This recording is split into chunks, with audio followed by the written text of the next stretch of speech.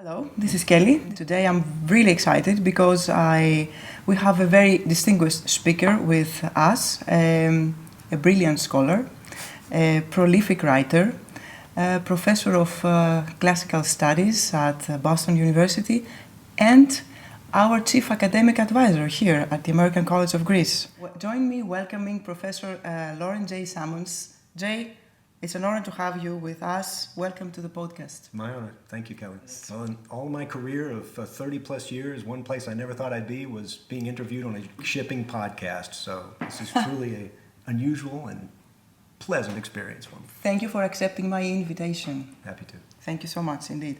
Let's start with our first question. So how did a boy from the American South became one of the world's leading voices on the Athenian naval history? Well, I can promise you it had nothing to do with navies or the sea, because Arkansas is about as landlocked as you can possibly be. We have rivers, lots of nice fishing, I love it, but there's no ocean there. I went to college and studied Latin to satisfy my foreign language requirement, and I found I really liked it. Mm-hmm. And so why not take Greek if you like Latin so much? This was your first degree? This was my undergraduate degree, yes, at Baylor University in Texas. Mm-hmm. So I was an economics major at that time, and I stayed an economics major for 3 years. So how comes Latin and Greek? Well, I had to satisfy a foreign language requirement. You had to, take a foreign language, and I thought I'd take Latin because obviously I was going to go to law school.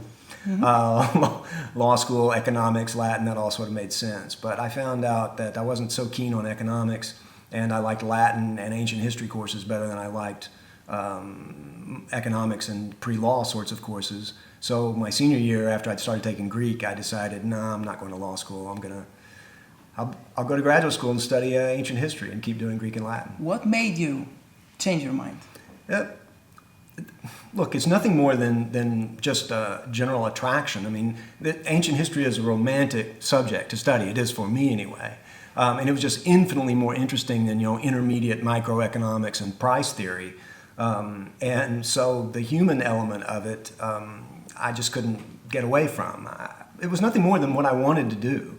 I mean, I realized I was, reducing my earning power significantly for the future, and my father certainly pointed that out. But I just decided to do what I wanted to do. And I loved ancient history. You didn't regret, I guess? No, I've never regretted it. No. Excellent. No, let's focus on Athens. Okay.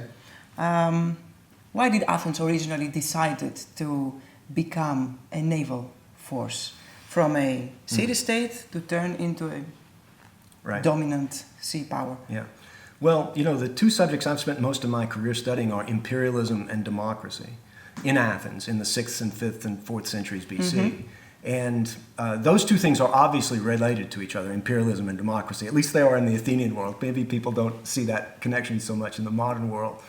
But in ancient Greece, if you're going to have an empire, you had to have a navy. Why is that? That was the way to do it. I mean, the first empire we know of in the Greek world was the perhaps mythical and perhaps not thalassocracy of Minos, of course, which was established on Crete. And we know, in fact, that the Cretans, the Minoan civilization of Crete, did exercise considerable control over the Aegean Sea, even control probably that stretched into the mainland of Greece. And the Athenians very much followed, in that pattern. When the Athenians decided to build their first big fleet, I mean, Athens had a fleet before 483 BC. Themistocles, you mean? Yes, Themistocles in 483 proposed that they take the money from the silver mines that they, up to that time... At Lavrion. Yes, ex Lavrio. They were distributing this money to the people, so, you were getting a payout from these public mines. And Themistocles suggested that we should build a larger fleet to defend us potentially from the Persians, who had invaded in 490 at Marathon. But then also there was the island of Aegina, which was a Dorian city-state and was very much Athens' competitor in the Saronic Gulf. Megara was as well, but Aegina seems to have been the other chief rival. So Athens was very much a state with a navy of maybe 50 or 60 ships, middling, at best, middling power in the early 400s, about the size of Aegina's fleet or Megara's, but not as big a fleet as, say, Corinth certainly had at that time. But when Themistocles' law was passed, Athens went overnight, became a superpower. And the Athenians established a war fleet then of 200 warships or more, which then they maintained throughout the rest of their history as a democracy. And that meant they had the largest fleet in the Greek world, and it was that fleet that they used then, of course, to defeat the Persians at Salamis, with the help of the Spartans and the other allied Greeks. But it's also the fleet that they then used to dominate the Aegean world and to force the other Greeks to pay them tribute every year. And that tribute money flowed into Athens. Through the Delian League. And that tribute money then does things like fund the building programs that Athens started. The amazing cultural features that Athens had in the 5th century are tied directly to the empire and therefore directly to the navy. So we have an empire, an Athenian empire, which is an empire of trade, of war, of influence. What kind of I think it's all of those things, definitely all of those things. We can see Athenian influence in other parts of the Aegean, even before the empire, Athens' influence in terms of production. We can see Athenian pottery, for example, spreading all over the Greek world. But, if you're making pottery for the rest of the Greek world, that doesn't really say you're a power. That actually says just the opposite. If your pottery is available and cheap enough for people to buy, that's not a luxury good. Black figure, red figure pottery in the Greek world were not a luxury good. That's something everybody used and had. Because it shows up in museums, people tend to think it's something fine, but it wasn't something fine. But the craftsmanship in Athens was very good. Was very good quality. It's very good. In relation with others. Maybe it's as good as anybody else's, but that's sort of like saying you make a better economy car than some other company that makes economy cars. So what does that mean? Right. What does it mean, right? It means it's not a luxury good. And you can make them beautifully, as the Athenians did. What was a luxury good in the 6th and 5th centuries were things like temples, like very finely crafted temples of stone with exquisite artwork on them. And you needed a wealthy city-state to make the best kinds of temples. And as soon as the Athenians became a wealthy city-state, one of the things they did, of course, was to adorn Athens with the finest temples that anyone had ever seen in the Greek world. Those temples were very impressive to people who came to Athens, but the Athens pottery, I'm going to say, was just nice, right? Why are they so obsessed or focused on temples? Temples were treasuries back then, first of all. Many temples acted as treasuries, absolutely. That's what I spent the first 6 or 8 years of my career studying, was where the money from the Athenian Empire went and how it ended up in treasuries, temples, and what they did with it, etc. Look, to explain this, you have to get, in my opinion, a little psychological. And that is because the Athenians not only had this desire to show that they had become a first-tier state, but they had reasons to feel a little bit inferior to other Greek states in the 6th century. See, everyone's surprised by this. Well, just imagine in 6th century Greece that Athens has not a big navy, doesn't have a bunch of fine temples on the Acropolis, doesn't have tragedy. I mean, it makes good pottery, okay? Yeah. But when you compare it with the states like Sparta or Argos or Thebes or Corinth that have been famous for hundreds of years, that appear in the Homeric epics in very prominent ways, Athens makes almost no impression on Homeric epic poetry. True. Athens barely appears in the Iliad. There's a little more in the Odyssey. But I posit that the Athenians, one of the reasons for Athens' aggression in the 6th and 5th centuries is their attempt to establish themselves as a state on an equal par with the top states in Greece like Sparta and Argos and Corinth and Thebes. And they felt very much not that up to that point. We look at it backwards. We see Athens as this amazing imperial power with incredible art and the finest literature and philosophy. The flowering of Athens is a real thing. But the Athenians, before that happened, or while it was happening, still saw themselves as the Athens of the 6th century and the early 5th century. How comes the Athenians become the emperors of the Aegean? Why? What did the Spartans or the Persians lack? Right. Well, what the Spartans lacked was the willpower to build a navy. There's no way you're gonna dominate the Aegean without an extremely powerful navy. And as I said before, the Athenians had a rather minor navy until they built a larger. The Spartans never showed any interest in naval power. They used it from time to time. They used other people's navies. They used the Corinthians' navies. But the Spartans... Why not? Well, they're landlubbers. I mean, the Spartans, like Arkansas, Sparta's a long way from the ocean. And it's kind of not fair to expect the Spartans to have developed a strong seafaring culture, like most Greek states, which are mostly located on the coast, do. I'd sort of argue it the other way. The Spartans actually showed a great willingness to go out and do something that they weren't used to doing, which was, getting involved across the waters. But I will say the Athenians had one thing that the other states did not have, is a source of wealth that could pay for these ships. Those silver mines in Lavrio, in southern Attica, there are only 3 places in the Greek world where you could dig precious metals out of the ground, and Attica was one of them. Yes. Island of Sisnos, also in Macedonia. Yes. Around, yeah. Okay, so Athens was extremely unusual in their ability to pull wealth out of the ground.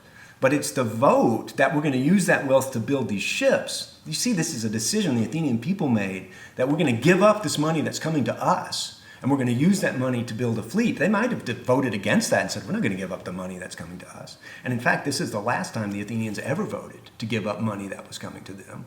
What we're going to see happen after this is the Athenians voting to pay themselves for things like serving on juries and holding office, et cetera, and even ultimately paying themselves to vote.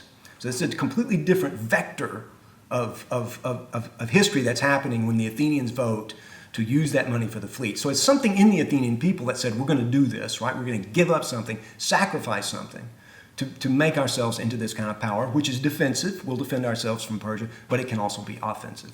And it becomes offensive very quickly. What is the personal contribution of Themistocles in this story? It's interesting, Thucydides, the historian Thucydides is the author I've spent the most time reading and studying, and I guess you would say he's my favorite author from antiquity. He treats Themistocles in a very interesting way.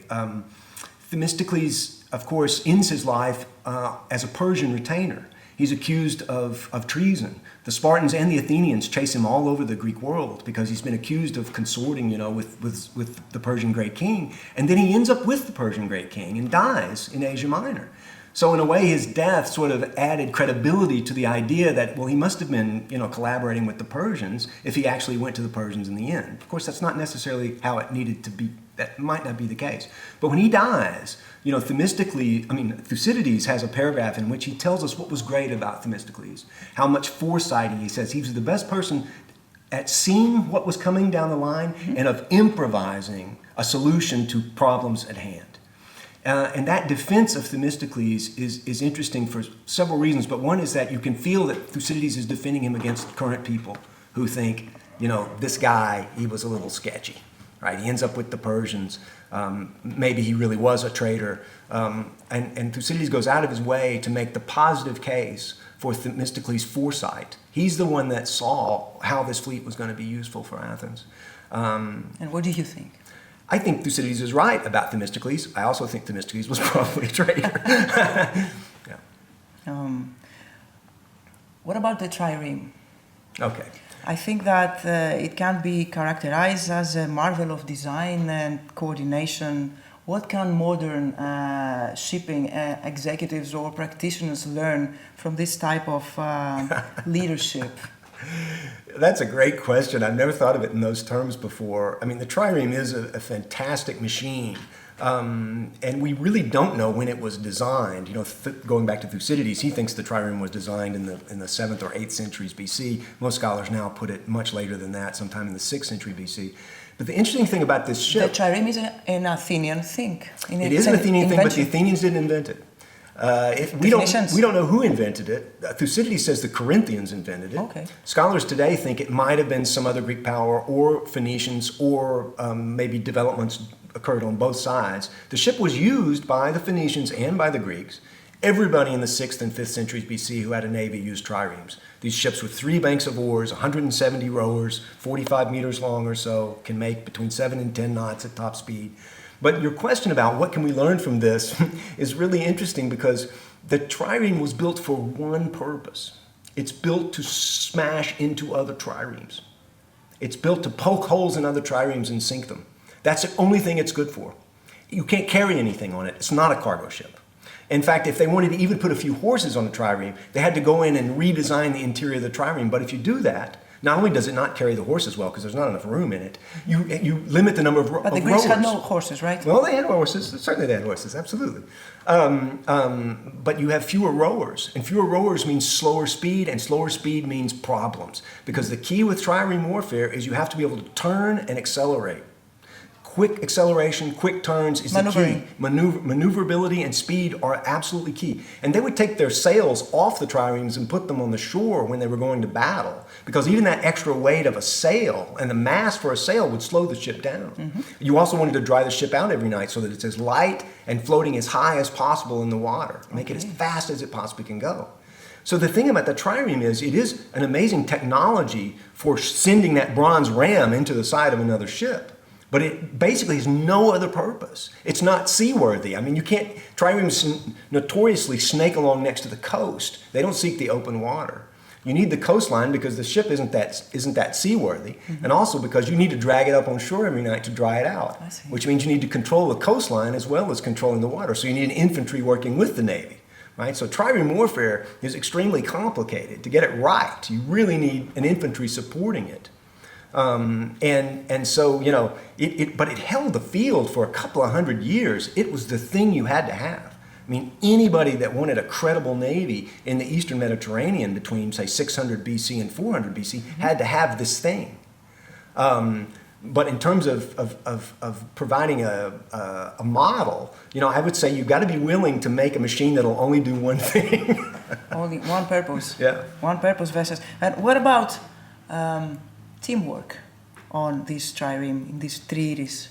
How many rowers? More than 150, right? 170 rowers. 3 rows. 3 rows. 3 different ranks, I think. Yep. Right? And a flute player as well. That's right. For the rhythm. For Sometimes the a drummer. pace. Somebody to provide time.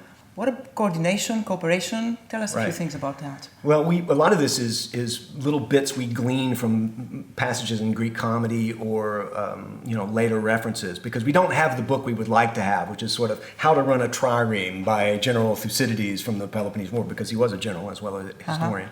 We don't have that book. But we know, for example, that because they reconstructed a trireme in the 1980s, you know, it's here in the Piraeus, it's the Olympias, and the guys who rebuilt this, who built this thing, they learned some very important things about it by reconstructing the machine. And one is that you can't just jump on the thing. You have to line up and get people on it. It's sort of like an airplane. You know how you call rows to seat people efficiently? Yes. That they determined that they had to get on and off this ship in an orderly fashion, because you have to be in the same seat every time. You're working in a team of 3. There's a guy on the top, a guy in the middle, and a guy in the hold. They're paid differently. Some are more exposed to fire by enemies than others. But the guy at the top is the one who's sort of the head of that 3. And those 3 guys need to be able to work together, right? Athranites, right? Exactly, right. But he has to keep you in time with the guys in front of him, and in front of him, and in front of him, and in front of him. So the amount of teamwork that's involved and training that's involved and just getting on and off of one of these ships. Forget about actually turning it swiftly enough to ram it into another ship, back it up, you know, get it out of there. I mean, you're talking about a whole lot of training. Think about how much training it takes just to become a rower in a modern 8 or something, right? That's not easy. So these things are super complex. And Pericles says this in the first book of Thucydides. He says, you know, we've learned that this is running a ship is not something you do as a par ergon. I love this word in ancient Greek. You know, it's not an avocation. It's got to be your main task. It can't be something you're just doing on the side, right? Pericles suggested that? Pericles says this, right? He says our enemies don't understand this yet. We've learned, right, that we have to be dedicated to this because of this teamwork thing that you're talking about. It's a science, really, running one of these ships. And the Athenians were great at it. You describe it in a fascinating way. I'm excited already. And Pericles was not an admiral himself, right? He was. He served as was strategos, okay, is an elected office, but the Athenians elected their admirals/generals. They elected them for annual offices. Pericles served in office every year as general from about 444 to 429 when he died. He was in many military actions. He was not the most successful general in Athenian history, but he was one of the most. Okay. Yeah. But he said that the rowers, this needs to be their first task in life. Right. But what about Pericles and the deepening of democracy using all these thetes to expand and deepen the democracy regime in Athens? Right. So that's an interesting connection, that Pericles emphasizes this need for rowers who are trained and are dedicated, and he's also using those poorer Athenians to drive this engine of empire and democracy. And it's one of the ways that I think those two things are related. And pays them to do that, right? And he pays them to do it. Now, paying rowers wasn't unusual in the Greek world. States paid rowers regularly. In fact, what happens is you get into kind of an arms race in the later Peloponnesian War, where the Spartans are willing to pay more to the rowers than the Athenians are, and so Athenian rowers, or people who were rowing for Athens, it doesn't mean they're Athenians, rowing for Athens are going to row for Sparta because they're paying more, because Persian money was coming in to help the Spartans at that point, right? So it's a very economic kind of situation. You can imagine, I can get paid an extra obol a day to row for the Spartans instead of the Athenians, I'm going to row for the Spartans. But the fact is, and even in the 5th century, Athenians recognized this, that this connection between the fleet and the poor and Pericles is a real phenomenon that has a political effect here. That to some degree, Pericles' power is based on his ability to promise something to the poor Athenians, like more political power, pay to serve in office, pay to row in the fleet. Right? This is something radical for the time, This was right? completely radical. And Pericles is the first person to introduce this idea of paying people from public money for public service. We can track this in Athens. The minute that suggestion is made, it becomes a political football that can't be taken off the table, right? Because the guy who gets up and says, no, I don't think you should be paid, he's got no chance to get elected. So in Athens, it becomes a fight over how much should you be paid.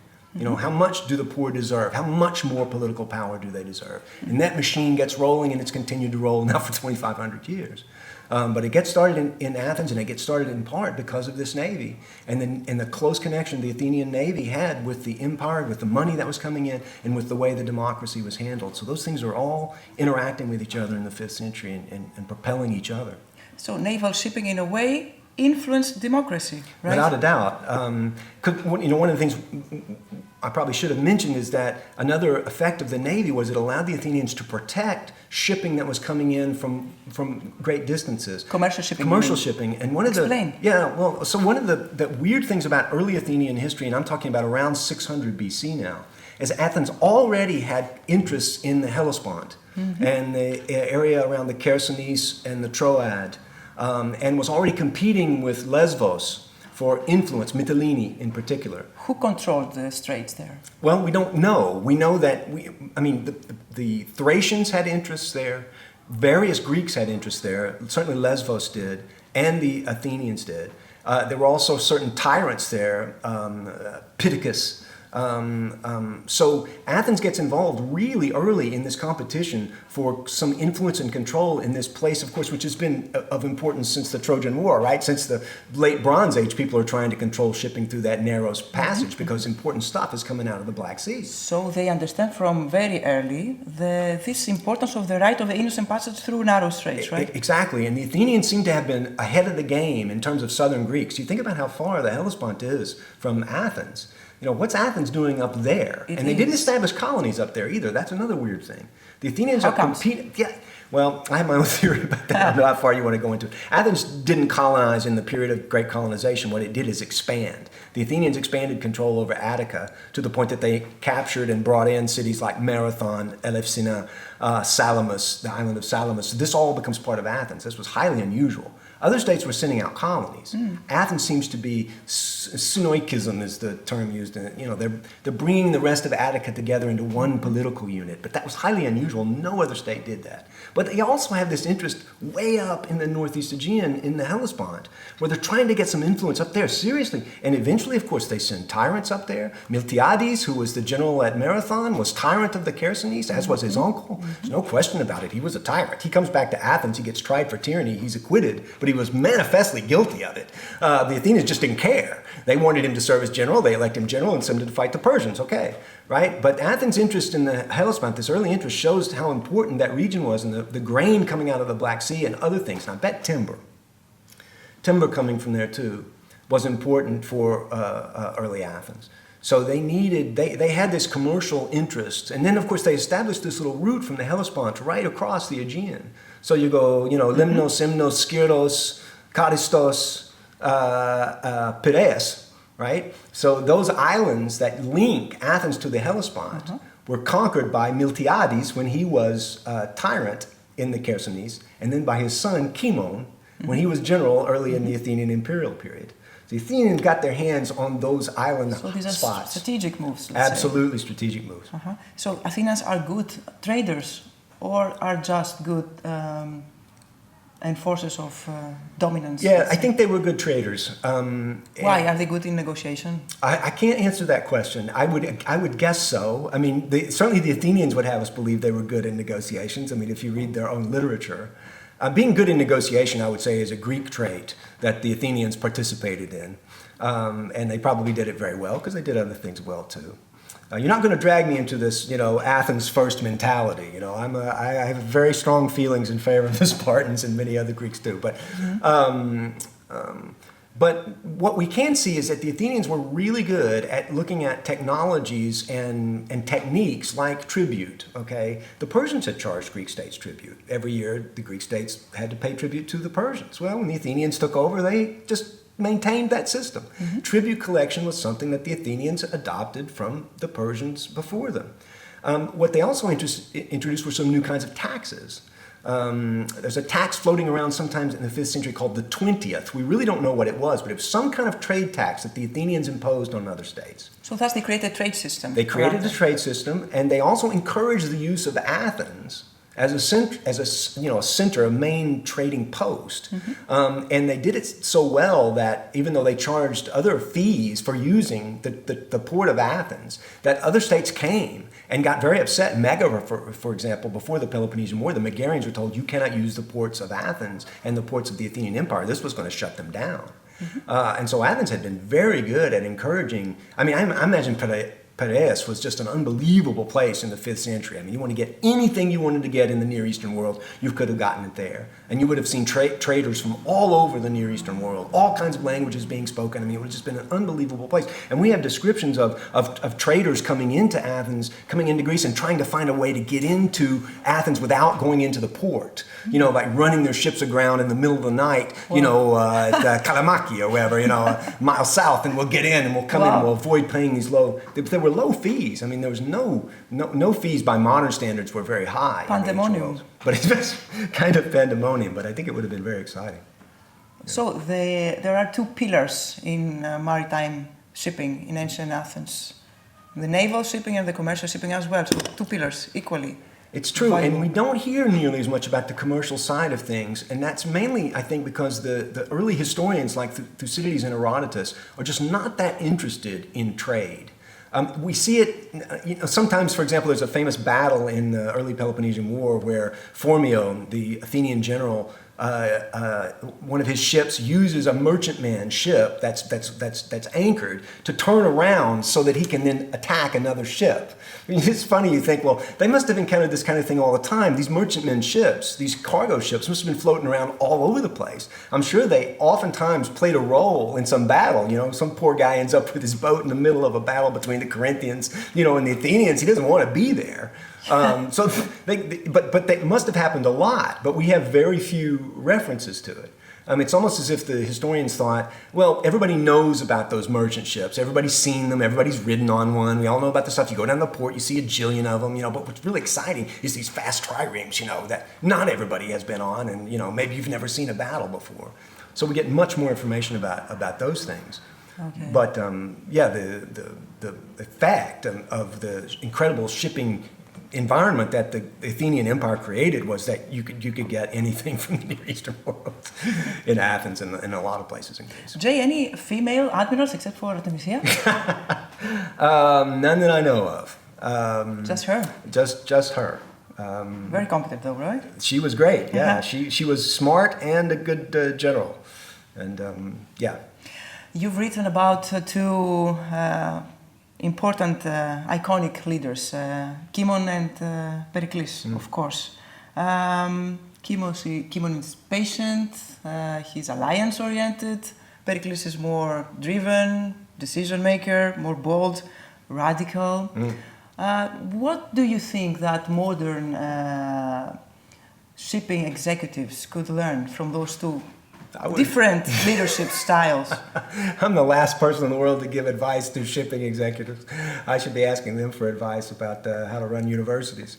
Well, Look, Kimon, I would say between the two, Kimon provides a better model because he thought that Athens and Sparta could coexist and could in fact act as allies. And Pericles was clearly driven. I don't know if Sparta had the same. I think Sparta would be perfectly happy with that. Think so? Yeah, I do. In fact, almost every time Sparta and Athens come into conflict, it ends up being because of Athenian aggression. I'm sorry to say that this is true.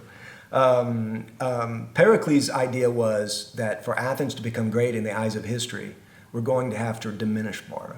We have to defeat Sparta, and we need to make them not only just our equals, we need to not only equal them, we need to surpass them. Pericles says this in the funeral oration in Thucydides. He says, we don't need any Homer to sing our praises. What a weird thing for a Greek to say. We don't need any Homer to sing our praises because we have left the monuments of the bad things we've done and the good things we've done behind us forever. People will remember Athens. He says they'll remember us before our empire, not that they'll remember us for our tragedies or for our philosophy or anything else. So I think Pericles, both of them were imperialists. Don't misunderstand me. Kimon, an imperialist, captured those islands that I mentioned before. His dad was an imperialist. But I think Pericles was more of an ideologue. In what sense? His idea was that Athens needs to be made great in the eyes of history. Pericles is going to force history to recognize Athens as the greatest state in the Greek world, which she had not been. And of course he succeeded beyond his wildest expectations, but he didn't succeed for the reasons he thought he was going to succeed. Because if you ask people today, why was Athens the greatest state in Hellenic antiquity, they won't say because she had the greatest empire, because she had the biggest navy, right? They'll talk about other things. It's the culture that They'll talk about the culture. Pericles touches on the culture in the funeral oration, but in those 3 speeches he makes in Thucydides, he makes it clear that it's the military power that he expects to be the thing. And he even says in his last speech that even if everybody else doesn't think we're great, future imperialists will think we're great. So and that's what matters. He has a vision, right? He has a vision. Clearly. He definitely has a vision. For which would you vote for? Look, I'm a Kimonian. Why? But you always write about Pericles. Well, I have been forced to write about that guy for 30 years, and I resent it. And I'm up to here with Pericles. Explain. Well, it's just that everything you want to write about in Athenian history, whether it's finances, democracy, literature, art, you end up getting into Pericles. Whether it's the Parthenon, or it's Aeschylus, or it's, you end up talking about Pericles. So I was just trapped in this vortex, to have to write about this guy. It's a bias. It's a not. stereotype. It's true. No, he was involved in all those things. It's not that it's unfair. So. Okay, all right. Well, but as I said, with Kimon, I think that he saw the possibility of Sparta and Athens not being in conflict with each other. And I think the Spartans didn't care that the Athenians ran the Aegean. They were perfectly fine with the Athenian Empire. It's when the Athenian Empire began encroaching on Spartan's sphere of influence that they had a problem with it. So I think Sparta and Athens could have gotten along quite well. And the book I'm writing right now is called Sparta and Athens, a Love Story. And it's designed to show that these societies, they were very similar in many ways, and they had a strong natural attraction for each other. Similar, the societies, how comes? Because they both controlled large territories. Yes. They both used large numbers of dependent workers. So the Spartans had the Helots, the Athenians had tens of thousands of slaves. They were dominant in a certain way that some other Greek states were not. They had aspirations. The Spartans, of course, had long achieved many of their aspirations, but the Athenians saw the Spartans as a kind of model. I mean, all you have to do is read Plato to know that this is true, right? And to know that Alcibiades wore his hair long in the Spartan fashion, that there was an admiration for what Sparta had accomplished. And the Spartans admired the Athenians. Themistocles, after the Battle of Salamis, the Spartans invite him to come to Sparta, and they treat him as a hero, and he's the only man ever to be given a 300-man honor guard to walk him out of Sparta. Themistocles, the only person, an Athenian. Right? So the Spartans didn't have any problem with acknowledging when the Athenians were really good and really smart. So it's kind of a tragedy, like many love stories, right? That they keep getting back together again and then breaking up. And getting back together and breaking up. Okay. Which society is better according to your opinion? I mean, in Athens they suppressed women. In Sparta they didn't. Spartan women, they did not at That's all. True. That's true. The regime is different. Better. Look, I don't think I would have wanted to live in 5th century BC Sparta, and I don't think I wanted to live in 5th century BC Athens, probably. But I mean, better. I don't really know how to answer that. Look, the art is definitely going to be better in Athens. I would want to. Can I get a time machine and go back and taste the food? I think the food's going to be better in Athens without a doubt, but maybe. Why no art at all in Sparta? Well, they did have art until. They have one poet. No. They were attracting other poets. Sparta was a place to go for poets until it wasn't, and one of the reasons it wasn't is that Sparta refused to adopt money. So the other Greek states, as soon as coinage came along, they got into the coinage game, and the Spartans said, "No, we're not going to do that." Well, Spartan economy is necessarily going to be depressed after that, and of course, Spartans also thought trade was not something to get. Because they had the helots. Why are they indifferent? Well, indifferent. I think they made a bad choice here, but I don't think they were indifferent. I think they thought that money itself would have negative cultural effects. And I don't think you can really disagree with them on that point. Of course, it also has positive cultural effects, yeah? And the Spartans didn't tend to see the positive side, and they did see the negative side. And then once they got entrenched, the Spartans were absolutely deadly conservative, so it's hard to get them out of a... So Spartans are pessimistic, where Athenians are optimistic? That's definitely true. The Athenians the Corinthians say about the Athenians in Thucydides that as soon as they imagine something, they think they have it and they're on to the next thing. Right? All the Athenians need to do is come up with an idea and they go, okay, we did that, now let's go to the next thing. Where the Spartans have to be dragged kicking and screaming, into the next thing. Always conservative. Always conservative, yeah. Okay, so as a result, the Athenian navy is a tool to protect the democracy or undermine the democracy? Wow, what an amazingly good question. It definitely protects and inspires and feeds and funds the democracy. It does become a tool that can be used against the democracy because, so Athens is going to go through some revolutions, toward the end of the Peloponnesian War. And one of those revolutions starts in the fleet. Of course, it's basically oligarchs who are, or let's say more conservative Athenians who are trying to manipulate the sailors. But they convince the sailors if we do X or Y, then maybe we can get Alcibiades to come back, and then we can so this starts a whole chain of incredible things, right?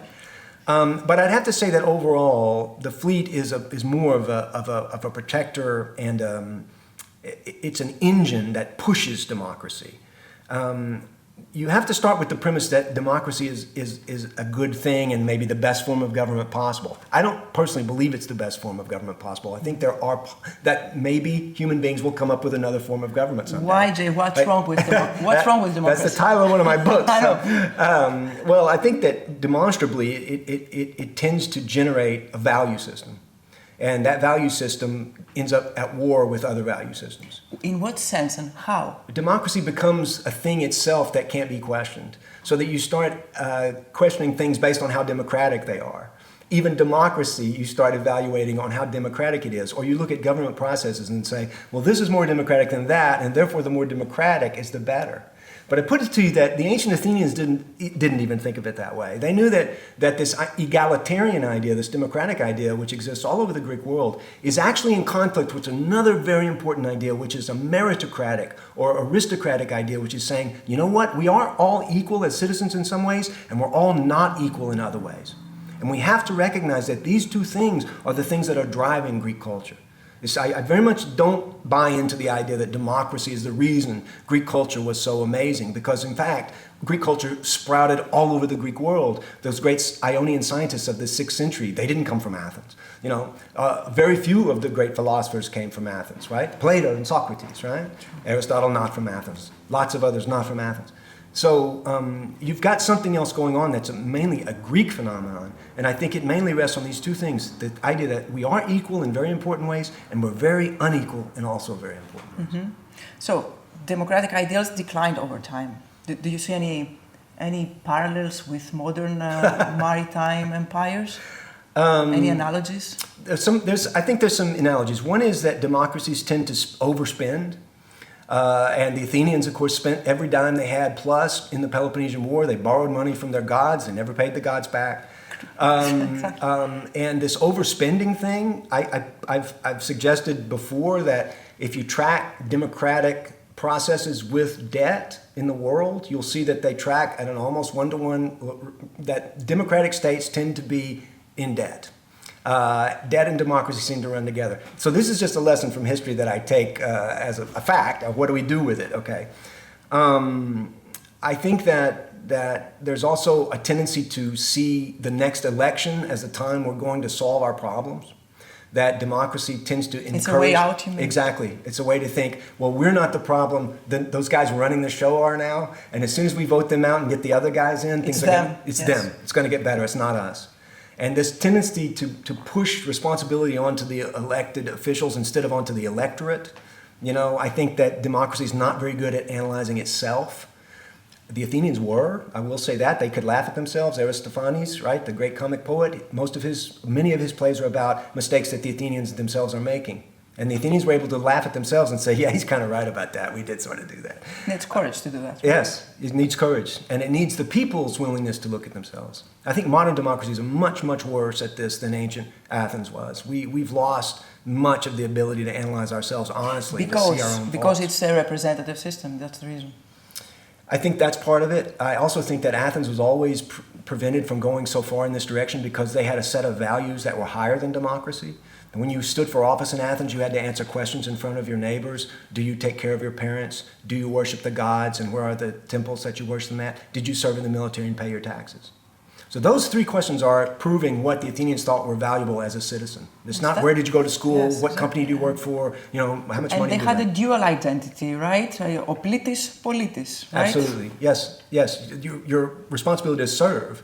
And your country, yes. Absolutely. And you just can't get around that. Mm-hmm. And we see democracy today as something that just gives, right? It's something that ensures people's ability to participate and ensures all kinds of other things. And we don't have to contribute in any way. But the contribution's another thing. Yeah. Athenians didn't go that far. So we are idiots, right?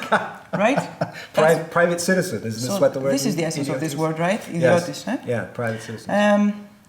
Change of discussion. Okay. If you were tasked to redesign maritime education today based on the ancient Greek model, how would it look like? Wow. Are we too focused, too fragmented today? I'm the last person in the world to have even an opinion on this question. So I'm going to talk, I'll just say all education, not just maritime education. I definitely believe we're too focused. Is this a good thing? It's not a good thing, in my opinion. Explain. The Greek ideal, which America picked up on in the 19th century, is that you can educate people so that they can think about any kind of problem. And you are better off teaching them the skills that allow them to think about any kind of problem than you are filling them with data or techniques about a particular kind of problem. And I think that approach to education is right. I think it's been proved right over and over again. So one of the things I like about, say, what we do at the American College of Greece is that we have this liberal arts requirement for our students. So you can't come here and just study maritime studies. You're going to have to study in the other areas that the traditional, humanities and social sciences and other sciences have required. And that builds the kind of person who is agile and capable of doing what Themistocles did, right? This αυτοσκεριάζειν, right? This verb, it's a wonderful verb, right? To make it up as you're in the middle of it, figure it out. And being βιομήχανος. Yes. Exactly. So if we can teach people to do that, I just think that's infinitely better than this highly, highly concentrated form of education. Do you think that executives today underestimate the value of studying ancient history? Oh, I'm sure they do. How could they overestimate it? But I do think there's been encouraging signs in the last 10 or 15 years of, I've given a lot of talks to parents of incoming students at Boston University over the years.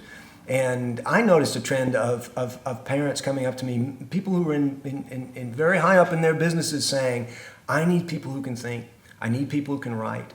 I don't need somebody else who knows this particular skill. Right? What I really need is someone who can conceptualize, right, and plan strategically, and writing is a big part of that.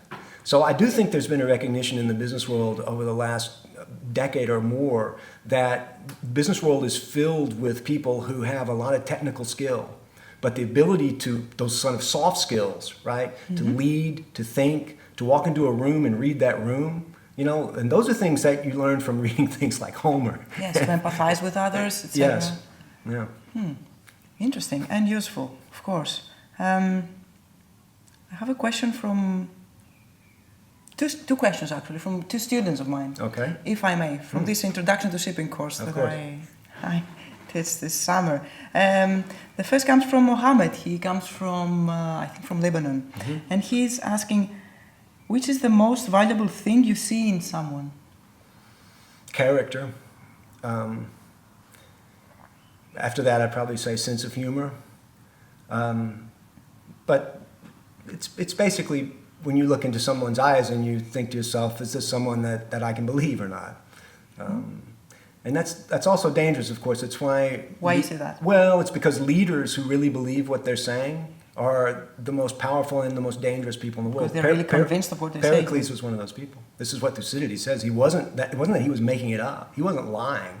He didn't put his finger in the wind to see which way he should turn. He told the Athenians, I'm right and you're wrong, and you should listen to me. And he was able to convince them of that.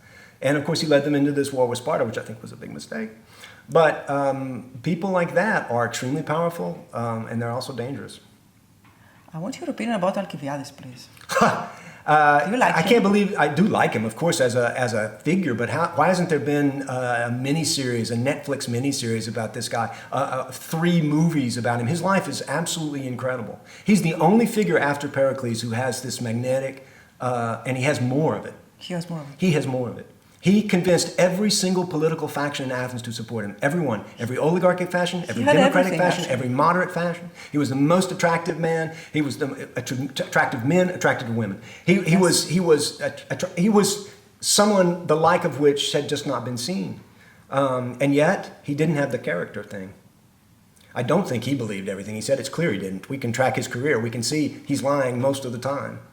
So he lacks that thing, right, that Pericles had, that ethics honesty. is what he's lacking. It was Alcibiades first, and everybody else second. But man, that movie needs to be made.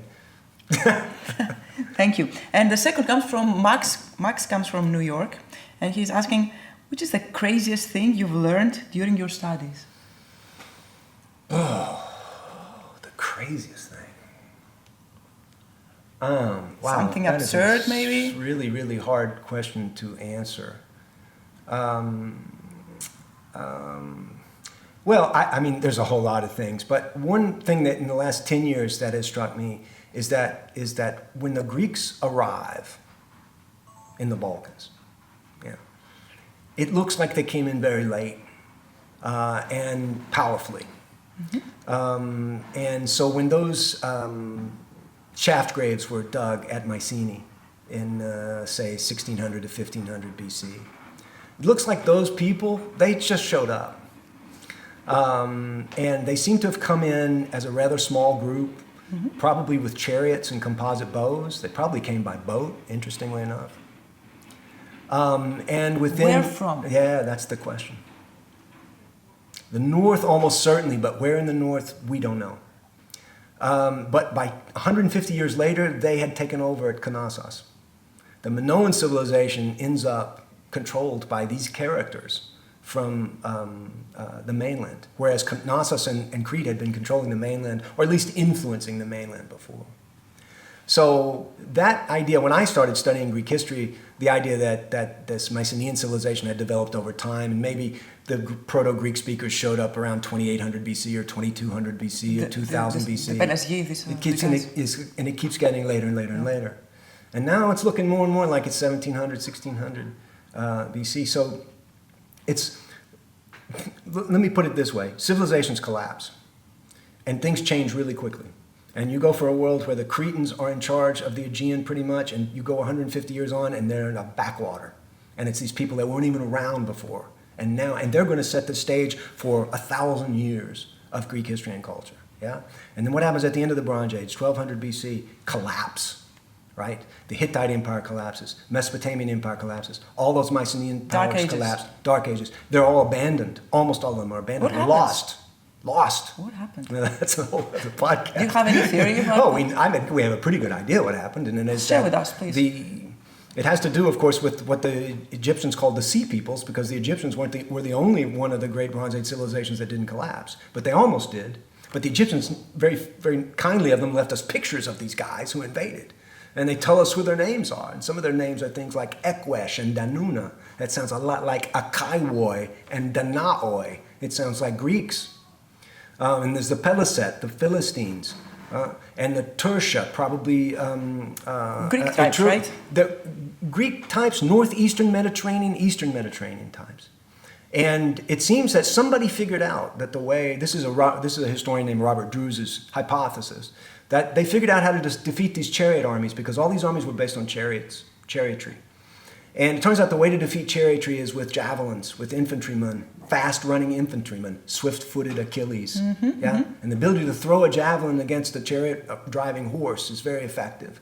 But once somebody took down one of these palaces based on chariotry, and the word got around, these people from the hills, my people, I'm from the hillbillies in Arkansas, these people from the hills figured out that they could take out one of these palaces, and people start joining up from different places and getting in boats and going to another palace and sacking that palace and getting in boats and going to another palace and sacking that palace, and they sacked them and they sacked them. Boats again. Boats. And in the Egyptian reliefs, it's quite clear. They show us these guys on the boats. We see the kind of helmets they're wearing. We see how they're armed. And the Egyptian pharaoh has gotten out of his chariot and is standing down with his bow, trying to defend his country against these invaders.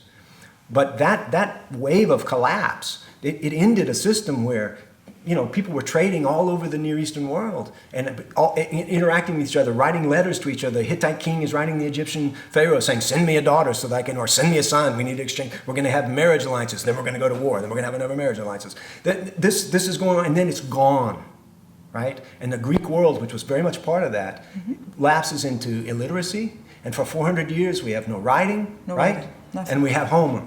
Right? Now people are telling stories about this time when we were sacking palaces and amazing things were going on. Isn't that amazing? Wasn't that an interesting time? There must have been gods around, for those kinds of things to be going on. Extraterrestrials. Extraterrestrials. It is like science fiction. It was like science fiction to them. Civilizations collapse and they change. And if we are living in a time when we think, no, it's always going to go on the same way it's going on now, we're fooling ourselves. That's probably the craziest thing I've learned. That's good. And my final question is a personal one. You've written an entire book and dedicated to the river. Why is the river of importance to you? Well, I am a fisherman, as you probably know. You are an avid fisherman. I'm an avid fisherman. And you know the saying about you can never step into the same river twice, I'm sure. Yes, very true. Correct. Right. But I've spent a lot of time standing, in rivers and wrestling with the salmonid population of North America and some in Scotland. So maybe I've learned a lot from that. What did you learn? What is interesting about fishing in the first place? Well, first of all, you can't imagine it as just sitting there with your pipe, although I do that sometimes too. But it's basically hunting the way I fish. You're looking for an individual fish, and he's feeding on the surface, and he's eating a certain kind of insect. And you have to figure out what kind of insect is he eating. And then you have to tie a fly that looks like that insect. And you've got to present it to him without scaring him, right? And you're going to get him to come up and take it. He's going to eat it. So you observe the creature like Aristotle did with animals. I think Aristotle was a better observer probably than I am, but I'm a better fisherman. Oh. I'm quite sure of that. Okay. I'm sure. So, yeah. From my youth on, this has been a big part of my life. This is a place where you can calm and think. And what is special about this river? What is the name of the river? Well, the rivers have many different names. I'll push back on that idea that it's communing with nature or something like that. It's not like that for me. It's something very tactile. It's real. The fish are real. I'm real. The fish are going to win, or I'm going to win. Right? No politics. No emotion, right? It's a very simple thing. I fool the fish, or he fools me. Excellent. Jay, thank you so much for this interesting discussion. I enjoyed it a lot. I hope you enjoyed it a lot as well. Thank you for your time and your input. Pleasure is all mine. Thank you so much for your attention. Until next time, we love shipping.